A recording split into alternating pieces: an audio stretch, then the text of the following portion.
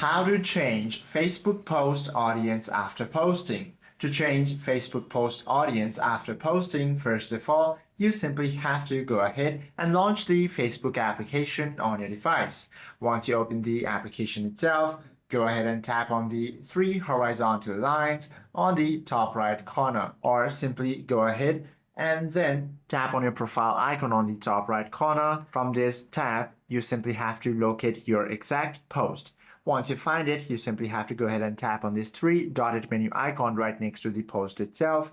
From here, you should be able to find the change audience option over here. Once you tap on it, you simply have to select between friends, public, or only me. Once you set this, you simply have to tap done in the top right to save the changes instantly. And this is how you can change your Facebook post audience after posting. Hope this video helps you out a lot. If you have any questions or queries, do comment down below.